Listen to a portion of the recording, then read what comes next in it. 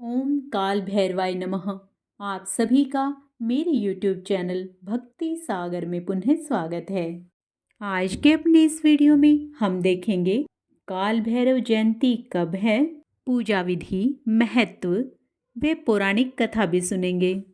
आज का अपना वीडियो शुरू करने से पहले आप सभी से विनम्र प्रार्थना है, यदि आप मेरे चैनल पर नए आए हैं और अभी तक मेरे चैनल को सब्सक्राइब नहीं किया है, सभी प्रकार के व्रत त्योहारों से संबंधित जानकारियां प्राप्त करने के लिए, सभी व्रत कथाएं सुनने के लिए तथा मार्गशीर्ष मास में हमसे जुड़े रहने के लिए कृपया मेरे चैनल को सब्सक्राइब अवश्य करें। वीडियो यदि पसंद आता है तो लाइक एंड शेयर भी करें। हर साल मार्गशीर्ष माह में कृष्ण पक्ष की अष्टमी पर काल भैरव जयंती का पर्व मनाया जाता है। धार्मिक कथाओं के अनुसार इस दिन भगवान शिव ने काल भैरव का अवतार लिया था। काल भैरव को भगवान शिव का तीसरा रुद्र अवतार माना जाता है। पुराणों के मुताबिक मार्गशीर्ष महीने के कृष्ण पक्ष की अष्टमी के दिन ही भगवान काल भैरव प्रकट हुए थे। मध्याह्न काल यानी दोपहर में भगवान शंकर से भैरव रूप की उत्पत्ति हुई थी। भगवान भैरव से काल भी डरता है, इसलिए इन्हें काल भैरव भी कहते हैं। शास्त्रों के अनुसार इस दिन भगवान शिव का रौद्र स्वरूप के रूप में काल भैरव का जन्म हुआ था। इसी कारण इसे जयंती के रूप में मनाया जाता है।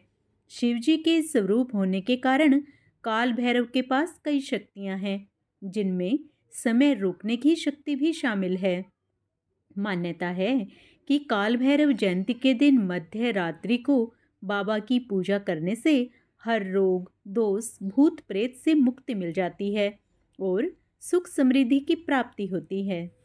भैरव का अर्थ है भय को हरने वाला या भय को जीतने वाला, इसलिए काल भैरव रूप की पूजा करने से मृत्यु और हर तरह के संकट का डर दूर हो जाता है।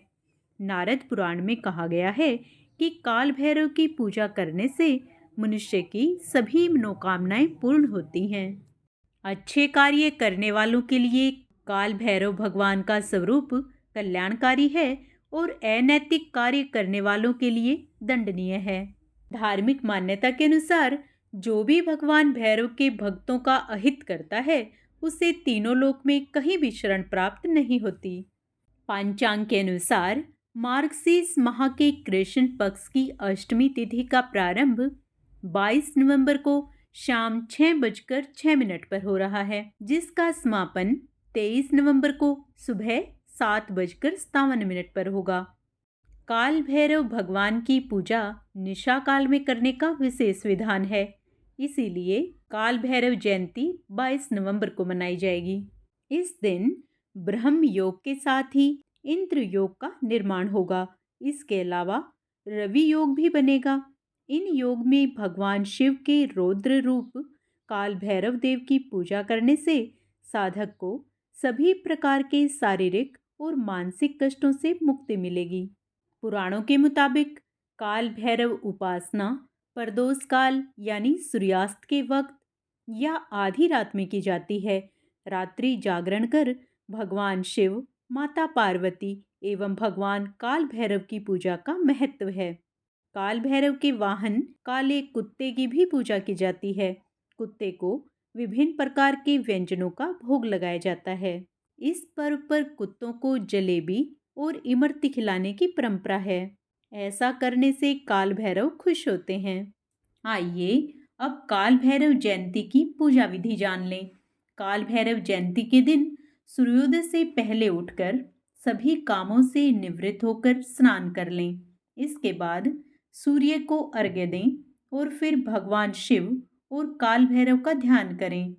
इसके साथ ही उन्हें फूल माला आदि चढ़ाने के साथ ही घी का दीपक जलाएं। इसके बाद रात्रि के समय दोबारा स्नान करके काल भैरव की विधिवत पूजा करें। भगवान भैरव को दही बड़े, उड़द के बड़े, पूड़ी, दही, इमरती, जलेबी, खीर आदि का भोग लगाएं। इसके बाद सरसों के तेल के 8 दिए जलाकर इसके बाद भैरवाष्टक का पाठ, काल भैरव जी के मंत्र व्रत कथा का पाठ करने के बाद अंत में आरती कर लें। आइए अब एक पौराणिक कथा के द्वारा जानते हैं कि भगवान शिव को काल भैरव का रूप क्यों लेना पड़ा। एक प्रचलित कथा के अनुसार यह कहा जाता है कि भगवान शंकर ने इसी अष्टमी के दिन ब्रह्मा के अहंकार को नष्ट किया था। उनके ही रक्त से भैरवनाथ का जन्म माना जाता है, इसलिए इस दिन को भैरव अष्टमी व्रत के रूप में मनाया जाता है। कहा जाता है कि जब दुनिया की शुरुआत हुई थी तो एक बार सृष्टि के रचयिता ब्रह्मा जी ने भगवान शंकर की वेशभूषा और उनके गणों के रूप को देखकर भगवान शिव जी को कुछ तिरस्कार पूर्ण शब्द कह दिए थे।